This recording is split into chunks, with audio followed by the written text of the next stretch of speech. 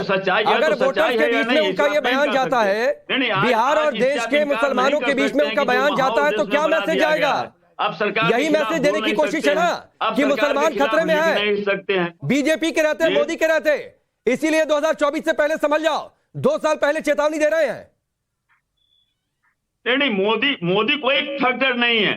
मोदी को फैक्टर आप लोग मीडिया उसको मोदी का फैक्टर बना रहा है। नहीं, मोदी क्या मोदी का फैक्टर है? मीडिया कहां थ्रेट बनाता है सर? आप लोग मोदी के नाम पर डराते हैं। अभी चुनाव अरे आप लोग मोदी के नाम पर डराते हैं देश के मुसलमानों को। चाहिए आप लोग बीजेपी के नाम पर डराते हैं देश के मुसलमानों को। चुनावी रैलियों में मंचों से ये बातें कही जाती है मुसलमानों को हम डराते हैं कि बीजेपी आ गई तो मुसलमान सुरक्षित नहीं रहेगा। नहीं, भरम में है। वे जो है इसको मुद्दा बना रहे हैं, वे इसको मुद्दा बना रहे हैं। यह सच्चाई है कि नहीं है कि आज हर नहीं, आप बोले और कोई मुद्दा भी ना बना सर इसे। आप बोले और इससे मुद्दा भी ना बनाया जाए, उस पर आप चर्चा नहीं कीजिएगा कि पाकिस्तान चले जाए। हाँ, ये क्या कहिए ना कि मिर्ची इसलिए लगी है। सुनिए चितरंजन जी, ये कहिए सर कि मिर्ची इसलिए लगी है, दिक्कत इसलिए है क्योंकि इस बयान को मीडिया ने उठा लिया है, क्योंकि इस बयान पर सवाल खड़े किए जा रहे हैं। चलिए मैं आता हूं आपके पास, मैं एक एक टिप्पणी सबसे ले लूं, फिर मैं डिबेट ओपन करूंगा। विनोद शर्मा जी, पहले से ही 2 साल पहले से माहौल बन रहा है बीजेपी मोदी के खिलाफ, 2024 की लड़ाई है, आपको लगता है?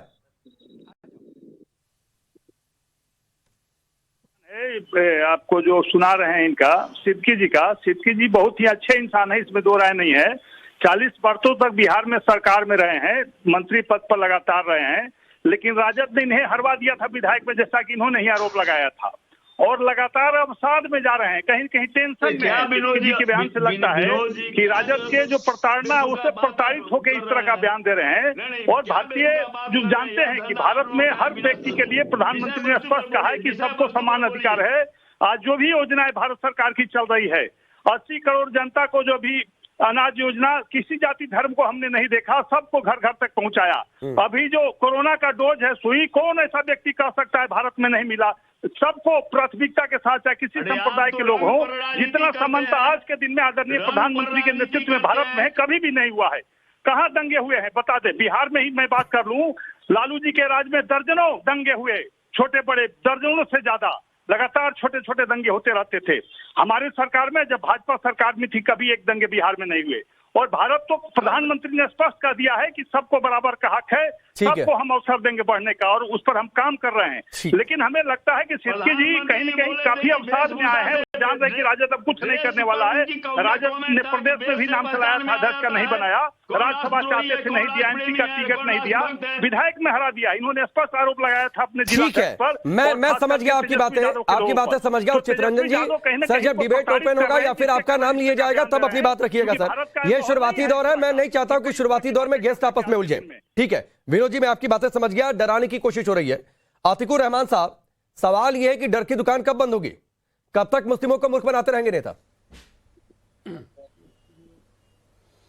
राकेश जी, ये जो कुछ भी इन्होंने कहा है सिद्दीकी साहब ने, वैसे तो देखिए मैं सेडिशन लॉ के बिल्कुल खिलाफ हूं, लेकिन मैं समझता हूं अगर कहीं देशद्रोह का मुकदमा चलना चाहिए तो वो सिद्दीकी साहब पे चलना चाहिए।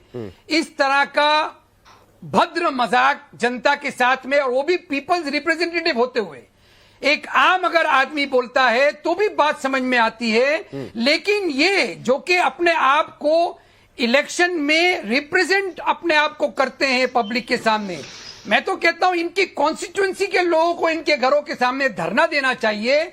और किस तरह से इन्होंने पैसा पब्लिक का लूटा है, जो अपने बच्चों को फॉरेन यूनिवर्सिटीज में पढ़ा के, और इतनी देशद्रोह जैसी बात करना, अपने ही मुल्क के साथ में बगावत करना इस अंदाज के अंदर। राकेश जी, कोई मुसलमान कभी ना किसी से डरता है और ना अपने मुल्क को छोड़ के जाना चाहता है। मैं चितरंजन जी को कहना चाहूंगा कि अगर आपके घर में कोई अनचाहा व्यक्ति आ जाता है तो क्या आप घर छोड़ के भागते हैं या आप उसकी सुरक्षा करते हैं? अरे आप लड़िए, आप जूझिए, आपके हाथ में संविधान है, आपके हाथ में जी। अगर कोई ऐसी चीज जो कि आप नहीं चाहते हो, नहीं, अभी आपने कहा कोई अनचाहा व्यक्ति आ जाता है, जो हमारे घर में, समझाइए सर ये अनचाहा व्यक्ति कौन है? यस, हाँ, अब ये पॉइंट की बात है राकेश जी कि जिस तरह से बीजेपी की सरकार ने 2014 में आने के बाद में संविधान की धज्जियां उड़ाना शुरू की, जिस तरह से आरबीआई के गवर्नर्स इनको छोड़ के भाग गए, जिस तरह से मैं कम्युनल एजेंडा नहीं चला रहा हूं, मैं मुसलमानों की हत्या, लिंचिंग, ये सब बातें करना ही नहीं चाहता हूं। नहीं मुद्दा वही है मैं चाहता हूं आतिकुर रहमान जी, आरबीआई के गवर्नर रुके चले गए, कौन था, मैं इस पर आज चर्चा नहीं कर रहा हूं सर। आतिकुर रहमान जी, सीधा सा सवाल है कि क्या ये देश मुसलमानों के लिए सुरक्षित है? क्या यहां पर मुसलमान सुरक्षित नहीं है? बिल्कुल भी नहीं। जिस तरह से फारूक साहब शायद गाना गा रहे थे, उसी तरह से हर मुसलमान के दिल में इस देश की रूह बसती है, और अपनी रूह से अगर कोई जाना चाहता है तो उसकी मौत हो जाती है। राकेश जी, ये पॉलिटिकल प्रोपेगेंडा है अनचाहा होना? नहीं। हाँ, तो पॉलिटिकल प्रोपेगेंडा चलाइए ना। ये विधायक है ना, ये एमपी या एमएलए रह चुके हैं ना। आप on the floor of the legislature BJP से लड़िए।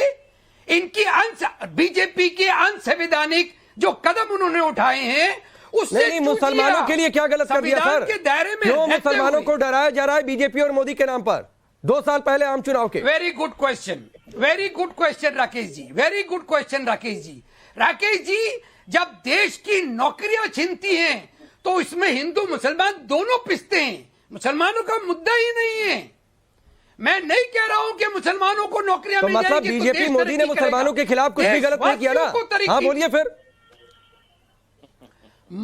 मोदी सरकार ने संविधान की धज्जियां उड़ाई। नहीं मैं मोदी सरकार ने कॉन्स्टिट्यूशनल एजेंसी को ताक पे रखा। मैं जो पूछ रहा हूं उसका सीधा सा जवाब दीजिए। मेरी जो मुसलमानों के लिए मोदी सरकार और बीजेपी ने कुछ गलत किया इसलिए कि वो मुसलमान है?